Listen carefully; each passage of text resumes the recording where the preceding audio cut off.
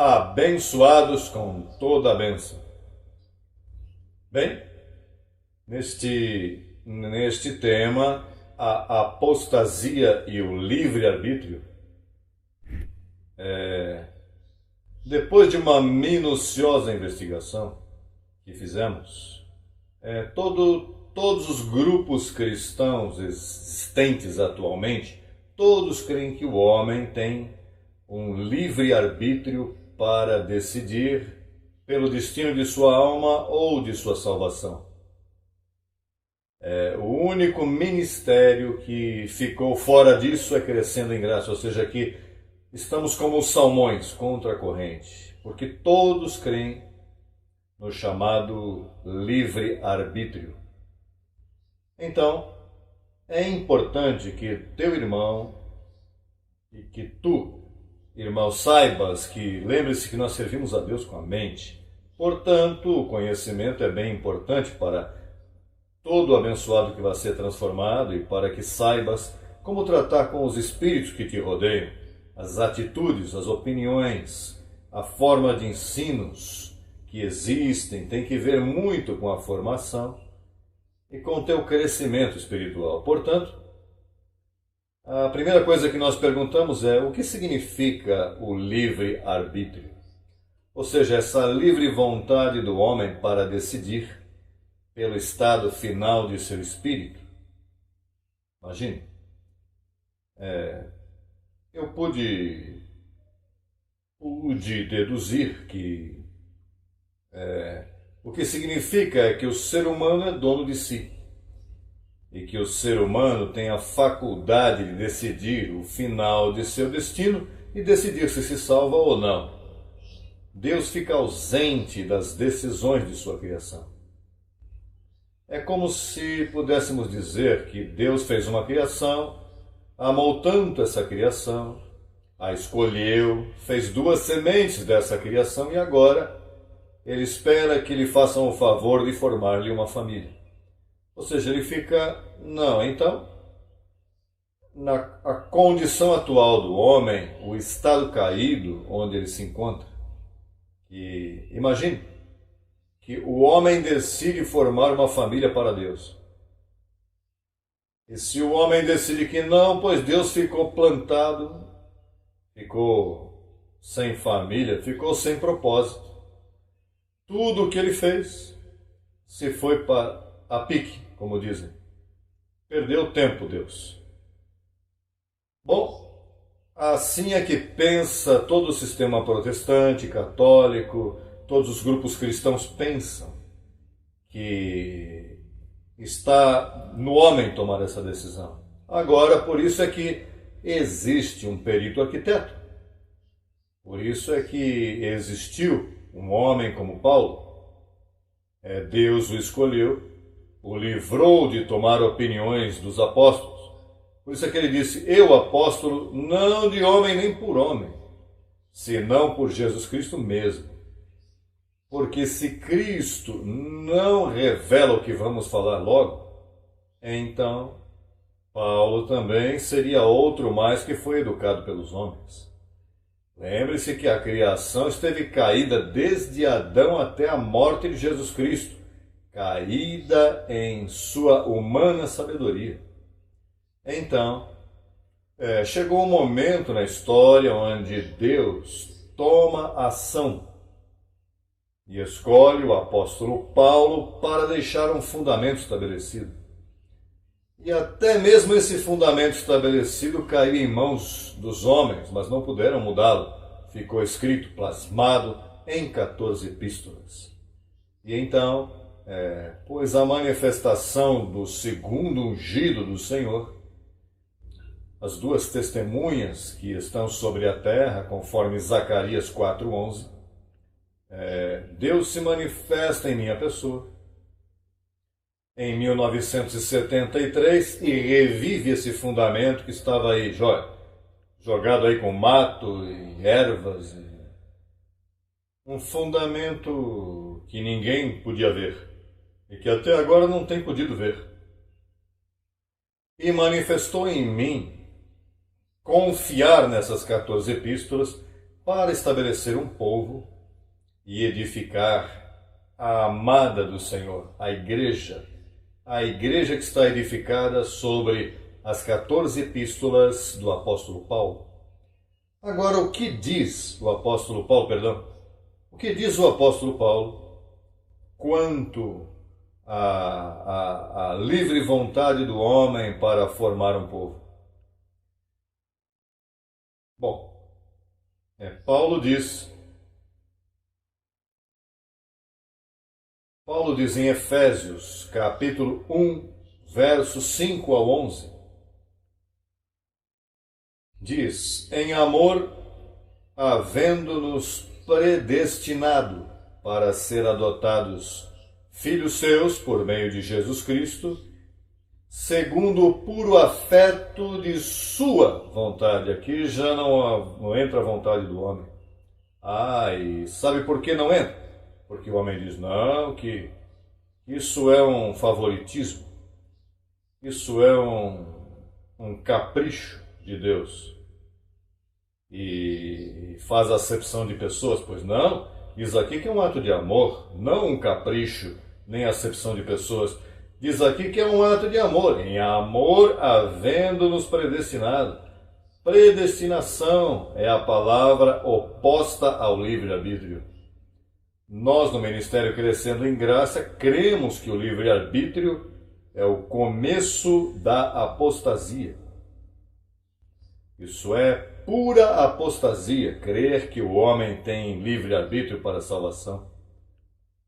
E então também diz, no verso 9 diz, dando-nos a conhecer o mistério de sua vontade. Isto é um mistério, o mistério de sua vontade, não da vontade do homem.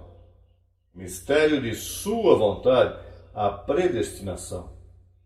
Diz, segundo o seu beneplácito, qual se havia proposto em si mesmo, de reunir todas as coisas em Cristo, na dispensação do cumprimento dos tempos.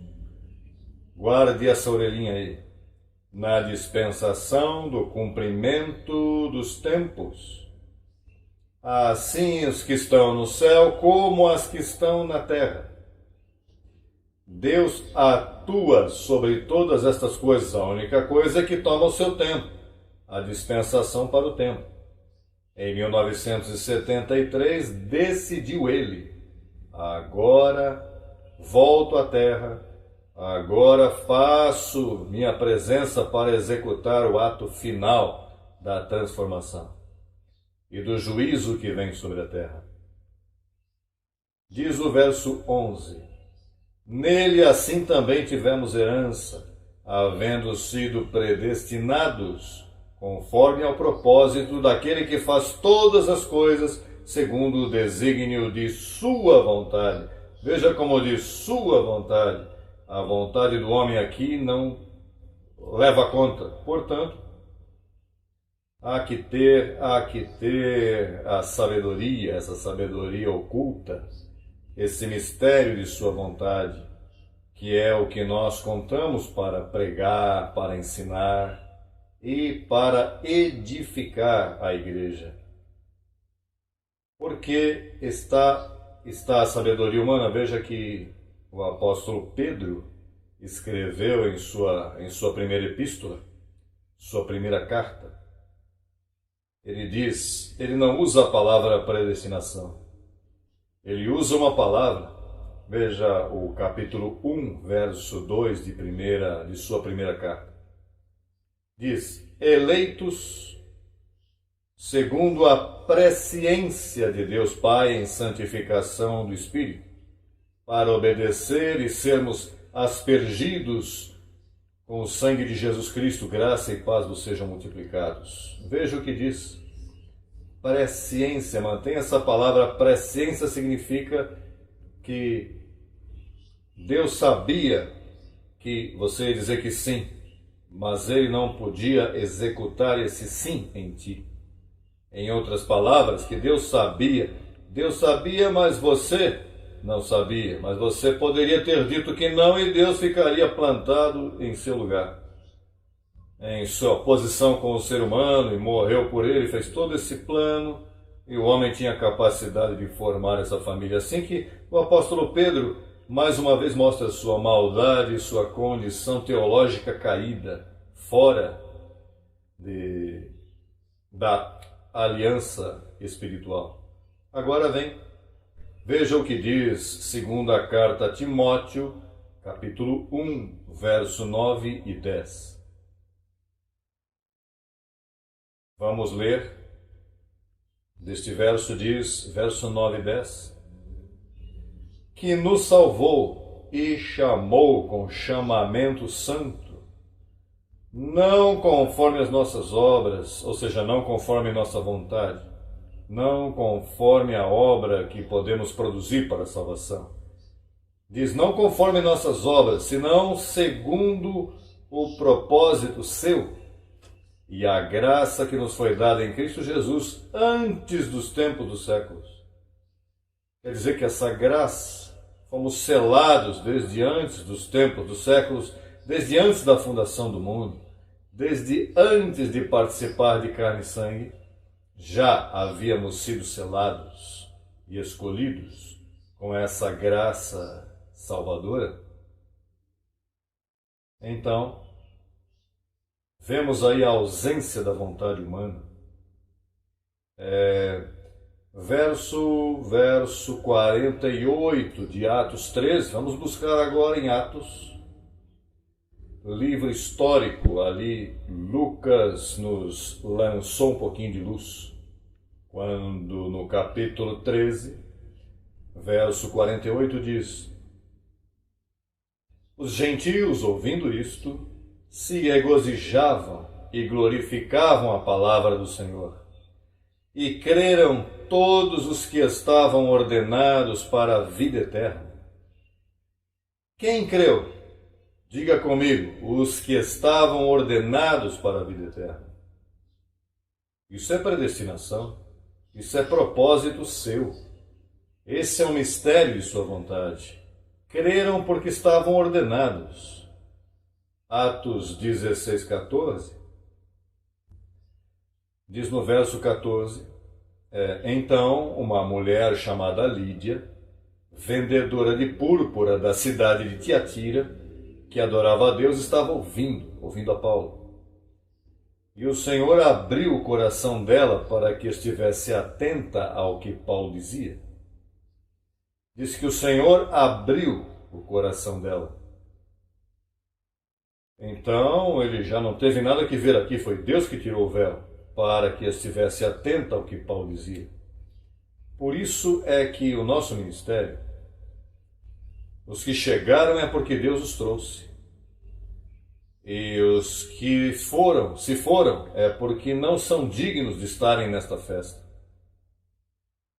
Podem pôr as desculpas que tiverem, não, foi que eu ouvi, que me disseram, que experimentei, seja o que for. É uma desculpa que está revelando que Deus nunca te abriu o coração. Te abriu outra circunstância em tua vida, entrastes e estivestes entre nós. E estivestes na festa sem roupa, com aquele que descobriram que não estava vestido de boda. E o lançaram fora, vieram os anjos e o sacaram, porque não era digno de estar nessa festa. Então, as pessoas que pertencem a este ministério é porque Deus abriu seu coração. Número 1, Deus o escolheu desde antes da fundação do mundo. Número 2, estava ordenado que participasse de carne e sangue. E depois Deus abre o coração de sua vida terrenal para ser iluminado e entender qual é o chamado que Deus tem para ele. De fato, abençoado, estou te falando aqui, tu és muito especial por estar nesse ministério. Simplesmente por ter chegado, é que tu és um escolhido, uma pessoa muito especial. Diga comigo, eu sou especial, eu sou um tesouro. Eu sou um tesouro escolhido nestes tempos para entender, para escutar sua voz. Por isso o Senhor diz, minhas ovelhas ouvem minha voz e me seguem. Não só que ouvem, mas que seguem.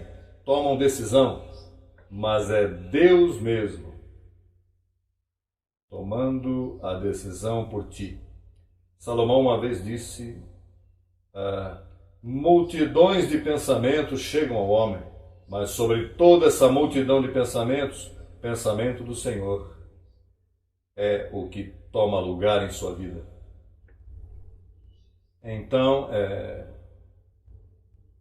estamos concluindo este tema tão importante. Esta é a espinha dorsal de Crescendo em Graça, de toda a doutrina, que aqui não sou eu, nem és tu, senão é Ele em mim. Diga comigo, é Ele em mim, produz o querer por sua divina vontade. Aqui o homem não tem nada que ver. De fato, até mesmo Jesus Cristo, homem, não tem nada que ver com esse ministério e na forma que Deus o tem levado. E as pessoas que chegaram e saíram têm sido trampolins, instrumentos para levar esse ministério onde ele tem que chegar. Aí o homem não tem nada que ver. O 666, o homem não pode jamais chegar a essa interpretação. Todo este ministério, ele leva. Tudo foi feito por ele, para ele, e sem ele, nada é ele. Até mesmo tua fidelidade, teu chamado é ele. Agora, que diga, vamos ler em Romanos, a expressão que Paulo deixou aos romanos, para terminar esse tema neste dia. No capítulo 3, verso 9 a 11, veja o que o apóstolo fala de como está o homem, a menos que Deus não interfira. Diz, que pois, somos nós melhores que eles? Falando dos judeus, de nenhuma maneira.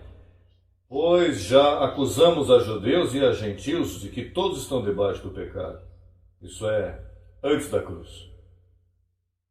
Como está escrito, ainda que Paulo escreveu isto depois, mas está falando no contexto de que quando Adão pecou, todos ficaram debaixo do primeiro Adão, debaixo do pecado. Depois Cristo morre, todos ficam debaixo da bênção desse sacrifício na cruz. Diz, como está escrito, não há justo, nem até mesmo um. Não há quem entenda. Veja que se você entende, é porque te fizeram entender. Mas não é porque você entendeu. Porque diz, não há um que entenda. Se tu estás lendo a Bíblia e te interessam as coisas do Senhor e amas ao Senhor, não é porque tu entendeste, porque não há nenhum que entenda. Abençoado, nenhum. Diz, não há quem busque a Deus. Olha, tu te passas buscando de Deus e lendo e ouvindo os calqueus, mas não há quem busque a Deus. Por isso é que tu não estás aí ministrando a certas pessoas, não lhes interessa. Tu tens familiares que não lhes interessa um bledo. Pode lhe pintar, pode dizer que os anjos podem... tudo. Não, ele não vai entender, ele está caído. Ainda que ele te olhe e tu pensas que está te escutando e tem orelhas para escutar, mas não tem. O que ele tem ou não tem ouvido, é ovelhil. Não é ovelha? E bom, recebemos que eventualmente é uma ovelha, mas enquanto tu segues aí ministrando, tu vês que ele não reage, é que ele não, papai não o ilumina. Diz, o verso 11, não terminei, não há quem entenda, não há quem busque a Deus. Se você está buscando a Deus é porque papai te abriu o coração. Terminamos com Romanos 10, 20. Esses são alguns versos, mas há mais de 50 ou 60 versos que provam que não há livre-arbítrio. No capítulo 10, verso 20 de Romanos diz, e Isaías, agora Paulo usa o profeta, e Isaías diz decididamente, fui achado dos que não me buscavam, dos que não me buscavam. Olha, abençoado, você não estava buscando, a ti te buscaram. Diz, me manifestei aos que não perguntavam por mim. Claro, como é que você vai buscar e vais perguntar por ele se você está caído. O ser humano está caído a menos que Deus não intervenha. Por isso é que o livre-arbítrio é a maldição maior que possa ter uma igreja. Se você visita uma igreja, pergunte ali ao líder que está à frente: você quer no livre-arbítrio? Sim, claro. Aí mesmo, olha, a correr desse lugar, porque essa é a maldição, esse é o lingote de ouro enterrado no terreno. Livre-arbítrio, fora. Isso não está no vocabulário de um abençoado do reino. Assim que abençoado, me despeço nesta ocasião de vocês e recebo que tu tens os ouvidos limpinhos, os pensamentos ordenados, para ver a importância deste tema. Será até uma próxima ocasião. Te declaro abençoado, reinando em vida, te declaro são, dos pés à cabeça. Te declaro próspero, te declaro semeando, te declaro na obediência para a qual tu fostes chamado. Será até uma próxima ocasião.